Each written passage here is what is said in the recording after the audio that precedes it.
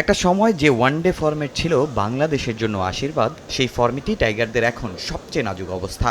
সরাসরি বিশ্বকাপ খেলাটাও ঝুলে আছে পেন্ডুলামের মতো। পাকিস্তান সিরিজে জয় না পেলে আরও কঠিন হবে সেই পথ।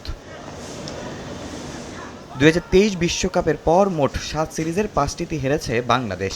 ম্যাচের হিসাবে 21 ওয়ানডেতে মাত্র 7 জয়। ফলাফল ওডিআই র্যাঙ্কিংয়ে 10 নম্বরে টাইগাররা। দল ও বোর্ড দুই জায়গাতেই অস্থিরতা স্পষ্ট। অধিনায়কত্ব পরিবর্তন হয়েছে একাধিকবার। বর্তমান ক্যাপ্টেন মেহেদী মিরাজের অধীনেও ভালো সময় ফিরতে পারছে না বাংলাদেশ। সবচেয়ে বাজে ব্যাটারদের পারফরমেন্স। সবশেষ 9 ওয়ানডের মধ্যে কেবল 2 ম্যাচে পুরো 50 ওভার খেলতে পেরেছে টাইগাররা। পাকিস্তান সিরিজের আগে তাই সবার ব্যাটিং পজিশন নিয়ে বেশ সাবধানী লাল সবুজ অধিনায়ক। টপ অর্ডারের বদলে মিডলে খেলবেন লিটন।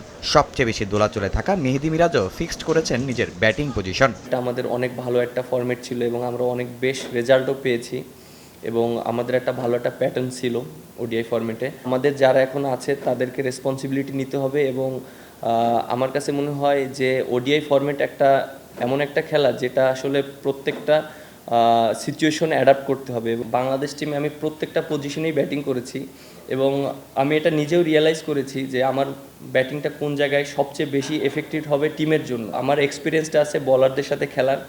আমি যদি 7 নম্বরে ব্যাটিং করি এটা আমার জন্য, আমার কাছে মনে হয় টিমের অনেক হেল্প হবে। সাউথ আফ্রিকা হতে যাওয়া 2027 বিশ্বকাপের আগে পেসারদের দিকেও বাড়তি গুরুত্ব অধিনায়ক ও হেড কোচের। পাকিস্তান সিরিজের স্কোয়াডে থাকা 4 পেসারের মধ্যে 3 জনই খেলতে পারেন প্রথম ম্যাচে। অন্যদিকে পাকিস্তানের জন্য এই সিরিজ বেশ গুরুত্বপূর্ণ।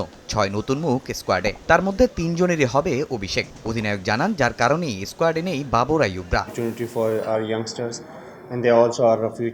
দেখুন, কাউকে ড্রপ করা হয়নি। 2027 বিশ্বকাপ পরিকল্পনায় এই সিরিজে নতুনদের দেখার জন্য এই সিদ্ধান্ত নেওয়া হয়েছে। প্রথম ম্যাচেই সাহিবজাদা ফারহান, মাজ সাদাকাত ও শামিল হোসেনকে অভিষেক করানো হবে। তারা সাম্প্রতিক সময় দারুণ পারফর্ম করছে এবং আশা করি এই সুযোগ তারা ভালোভাবে কাজে লাগাবে।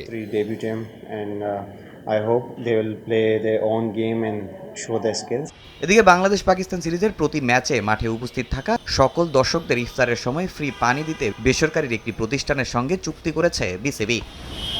তামিম হোসেন, সময় সংবাদ।